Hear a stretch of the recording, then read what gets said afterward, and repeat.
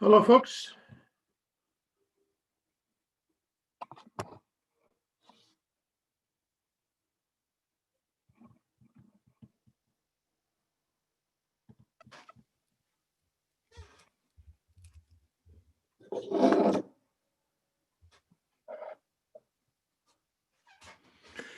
Well, we wish everyone a good afternoon and welcome to a special Township of Douro-Dummer Council meeting. And we do remind everyone that this meeting is being carried live on YouTube and is also being recorded. So we do welcome everyone. We'll be holding the meeting just as we would in the council chambers, or at least to the best of our ability. I'd like now to call the roll. First of all, Deputy Mayor Moher. Here. Councillor Watt. Councillor Landsman. Councillor Watson.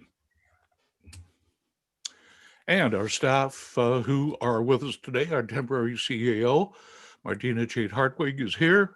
Martina, thank you. Our Chief Building Official, Brian Fawcett. Good. Also with us is our Senior Administrative Assistant, Vanessa Sweeting, and our Legislature Services Administration Assistant, Nicole Zenner. So with all council in attendance, I will call the meeting to order. Are there any pecuniary interests with any of the matters that we're dealing with today? Okay, all heads are shaking, and I do remind everyone that we are here for one reason and one reason only.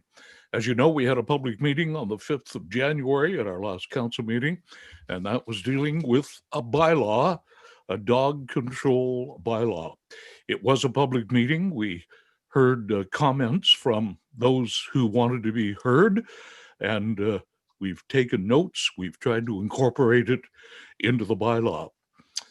Staff have tried to make changes. We basically said that we wanted to come back to council within 7 business days, and that's exactly what we've done. We have people out there who are very concerned about their safety as it relates to vicious dogs and everything associated with it. So that's why we indeed are trying to speed this up and get some protection for them. Now, I just want to remind members of council that if there are any major changes that you come up with for this bylaw, we'll have to start from scratch and have another public meeting, etc. Just so you are aware of that. And we've had plenty of time to analyze the whole bylaw. So the bottom line here, you know, is, and if everyone adhered to this, we probably wouldn't be here today. And that is, your dog cannot run at large. It's as simple as that. And if everyone obeyed that basic rule that's always been there, we probably wouldn't have the issues that we're dealing with. Anyway, we take it very seriously. We are doing the very best we can do to try to get this bylaw to have some teeth, so to speak. Okay, I'm going to turn things over now to Brian and Martina. They have worked extremely hard on the details of this bylaw that we're going to be presented with today. They have absorbed the comments of people from our community who have had input. And Brian and Martina, I'm going to ask you to give us a complete review of the bylaw that we're faced with today. Go ahead. Thank you, Your Worship. So the bylaw that's presented before you today is a very similar in nature to the last bylaw that we presented at the public meeting, except that we have isolated the components to specifically be about dogs. So this bylaw has a new title called the Responsible Dog Ownership Bylaw, as opposed to the previous title, which was Animal Control, which dealt with all animals of the animal kingdom. This bylaw deals specifically with dogs. So the issues or the comments that we had received at the public meeting and before the public meeting with respect to the tethering of dogs, we have removed from this draft of the bylaw. And we've also made some housekeeping updates, some edits. Most of the comments that we received were generally supportive in nature, although some comments were minor tweaks or suggestions that we might try to strengthen the bylaw even further. So we've taken those into consideration, and we have updated the new draft to include those comments. Certain comments around the yard definition and things like that have been reflected in this new draft. We also forwarded this bylaw to Township's legal department, and the solicitor reviewed the bylaw, and his comments are attached as this to this agenda. Essentially, his comments were that the bylaw is good as drafted, and that he sees no legal challenges would arise should this bylaw be passed in its current format. And again, just to reiterate the mayor's comment is that if council decides to have substantive changes to this bylaw, we would want to start the process over again, meaning that we would go back and have another public meeting and start looking at that all from one holistic approach again. The other item that I wanted to touch on is that we will be creating, once the bylaw is passed, we'll be creating some educational content designed to engage the community, to advise them of the passing of the bylaw and what exactly the bylaw means in layman's terms. Creating that educational material will be a pivotal part of getting the bylaw into everyday language so that people can understand exactly what the responsibilities are for them as a dog owner.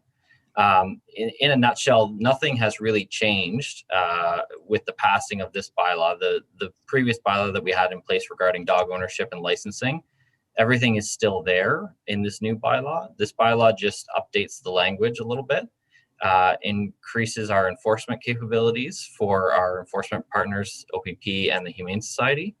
And the one new item that is definitely new is the order for muzzling a biting dog.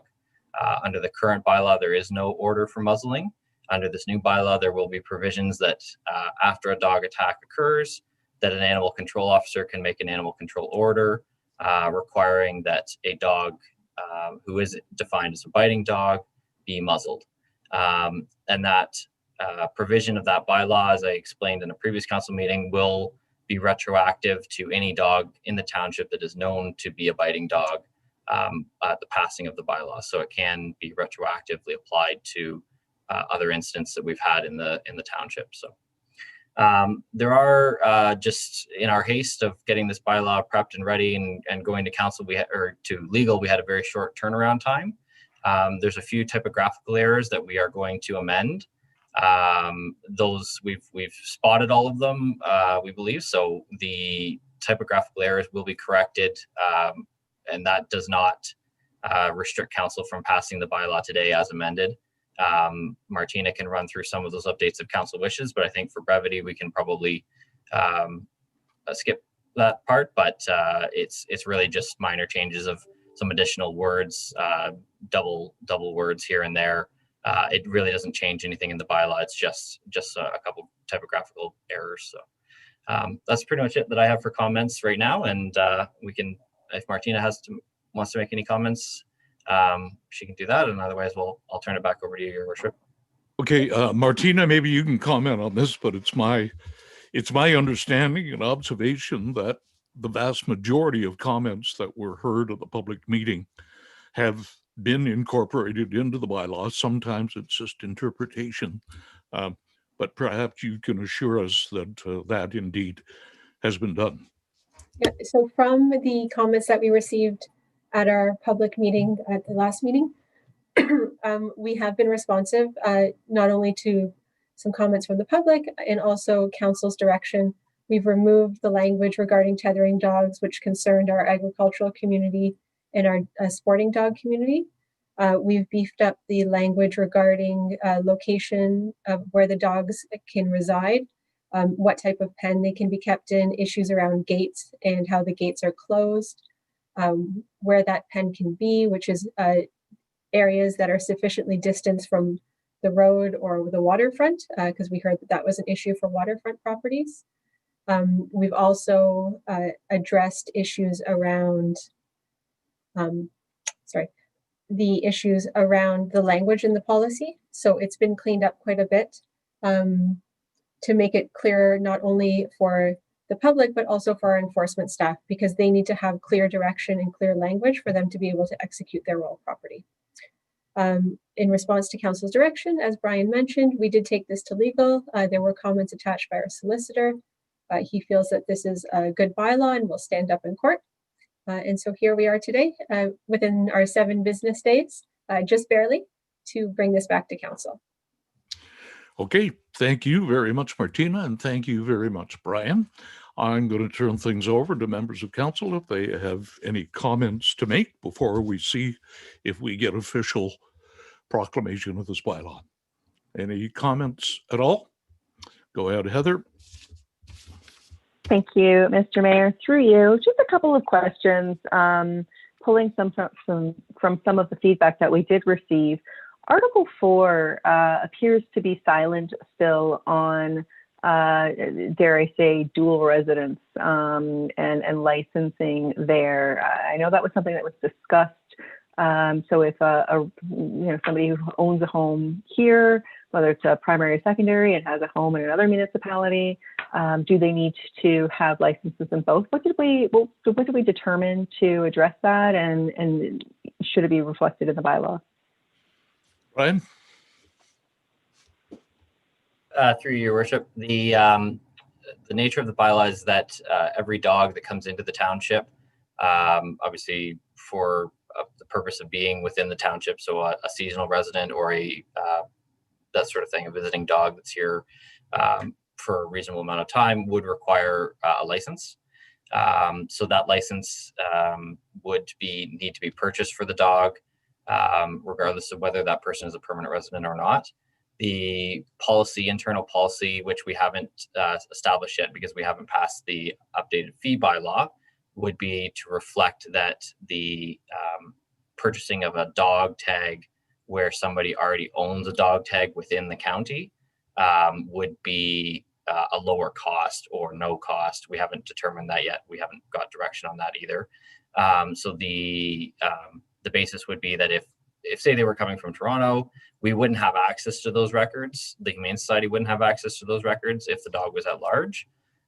So I think they would still require the second dog tag if they're here for the summer and they're, split half and half kind of thing. But if they're coming from the city of Peterborough up here to their cottage, then they may be eligible for that exemption because the database, which the Peterborough Humane Society has, would already have that dog's information within it. But they would still require the Douro-Dummer tag. Okay. Great, thank you. I had a second question, Your Worship. Item 6.4.2. So this is under dogs that have been determined to be biting dogs specifically. Item 2 or 4.2 within that states that the owner shall securely attach a muzzle to the dog at all times when the dog is any place other than inside the dog owner's or the owner's dwelling. Are we still going to say that they must be muzzled if they're in their yard, their well-constructed, secure, gated yard? I thought we had got some feedback from folks that might not be good for the overall well-being of the animal. Through your worship, we had received one comment, I believe, that you're correct, that may not be the best for the well-being of the animal. However, we need to look at the balancing act of protecting the public in this regard. And the nature being that a biting dog has the risk that it may escape even if the closure is well built and that sort of thing, that the dog may escape. So if the owner of the dog is going to leave the dog outside, not under control, just loose in the yard, that sort of thing, then it needs to be muzzled. If it is obviously outside the property, then it needs to be muzzled as well when it's out for a walk and that sort of thing. Unfortunately, that's the nature of having a biting dog. So the dog is a biting dog once, then it needs to be muzzled. at any time that it's outside the dwelling. Okay, thank you. And I should say thank you, Brian and Martina and the rest of staff for your work in turning this around so quickly. It's good to see the edits and things that have taken place. So thank you all. Any other comments? Any other members of council? Any questions you might have? Go ahead, Sheila. Thank you, Your Worship. Just one question. Why was the grandfathering portion of it removed? Well, actually, I have a couple of questions. That's my first one.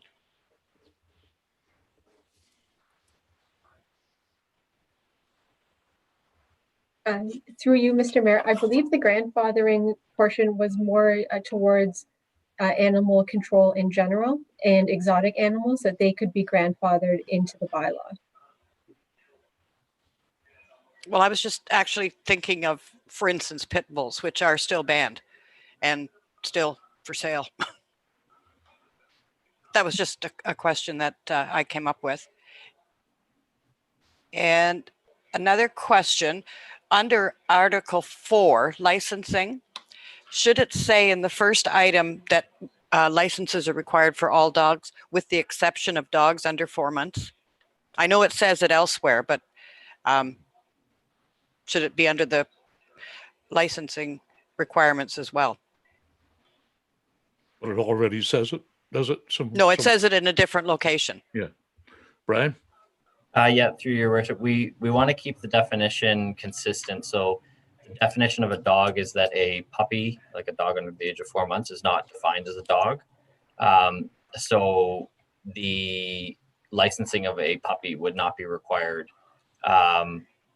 The reason for that is so that obviously if you have multiple puppies with the dog, then you don't have to license those dogs until they're over the age of 4 months, because by that time, that 4 month window is when most people who end up having puppies have gotten rid of all the puppies, sold them to someone else. So I think we can leave the language the way that it is.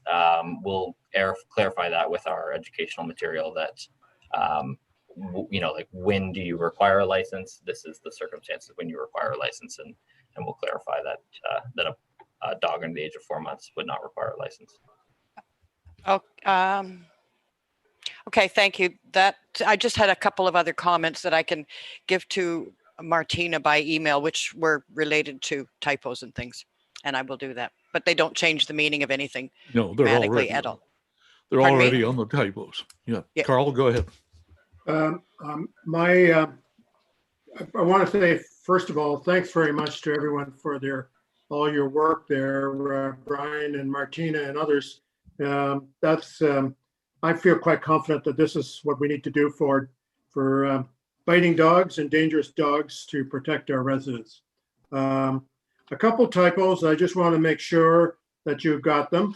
1.1, I'm not sure we have agricultural zoning in Douro-Dummer. We have rural only. So that'll probably be one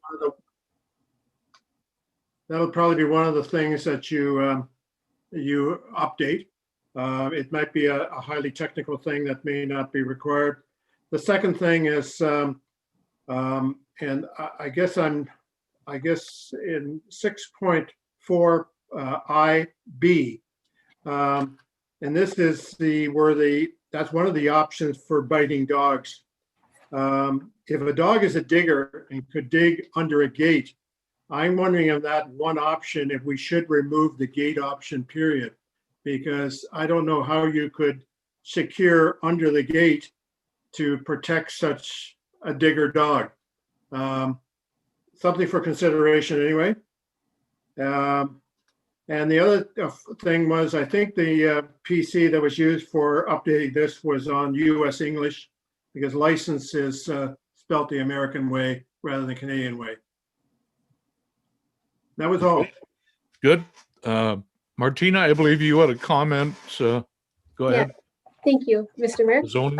Regarding agriculture, we use the word agriculture in this bylaw because in our zoning bylaw, it speaks to agricultural uses which cross a few different types of zones.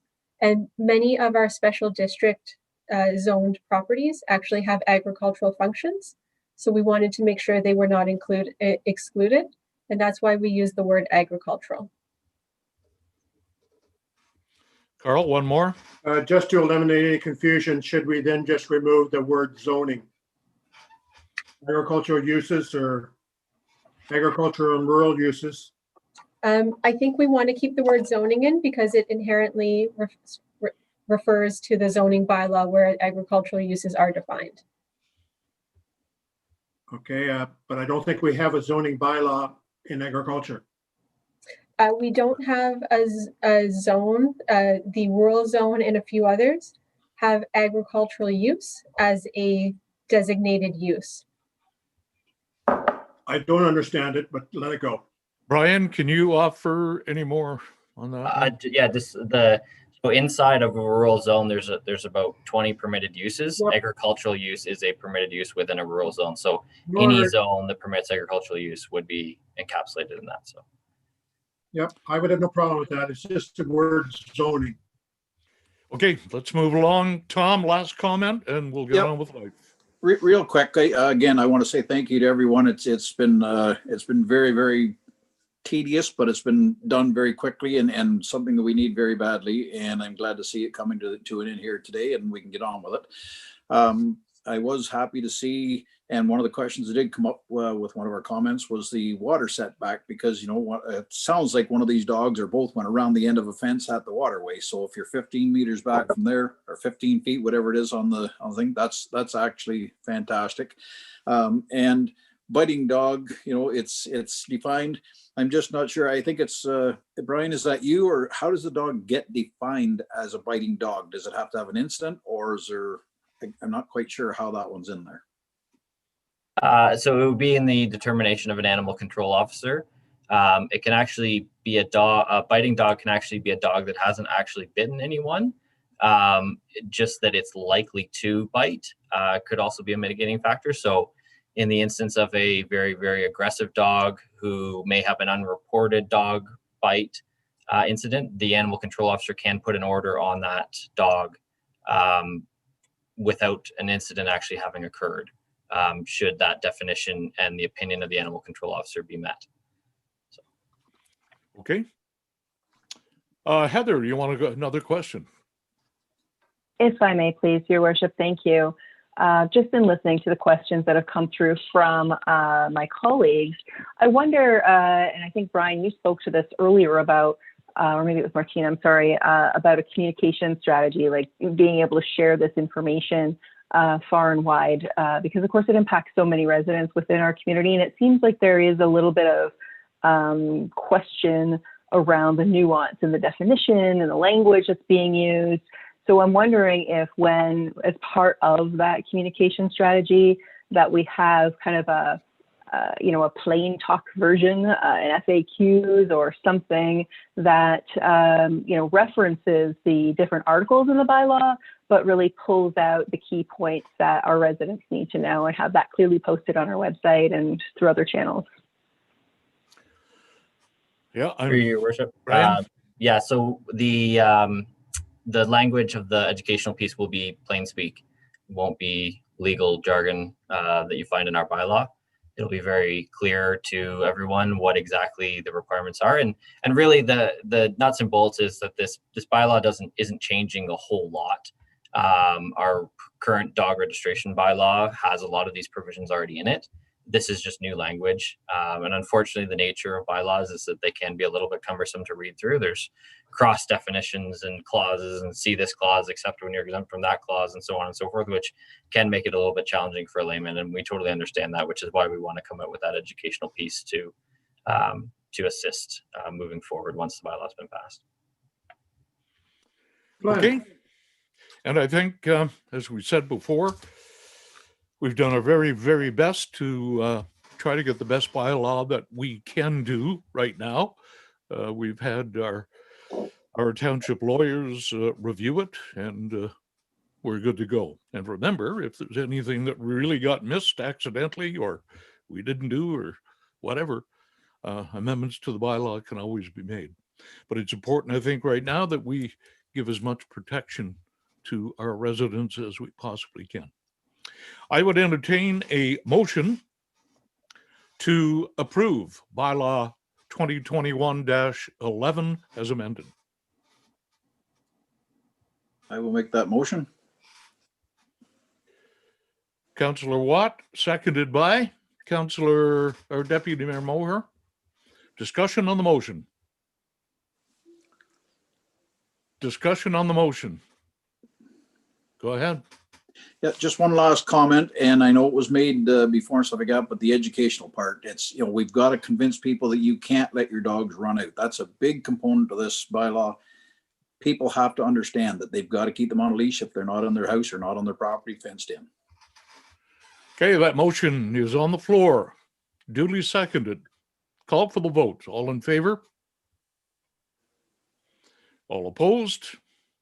That motion is approved and comes into effect right at this moment, is the way it works. I want to thank Brian and Martina, all the staff who've worked so hard. This has been a very difficult one in a short period of time. But for those of you watching and listening in, we've done our best, believe me, and we're on it and we'll continue to be on it. Okay, could I have a motion for the confirming bylaw, please? Sheila and Heather, all in favor? All opposed? Motion approved. Motion to adjourn, please. Carl? Yep. And Sheila, all in favor? All opposed? That motion is approved. Well, that's it for our meeting today. Thank you, everyone, for joining us. We urge everyone to please stay home and stay safe, and let's all work together and get through this situation that we're in. Thank you all very much. Have a great weekend. Thank you.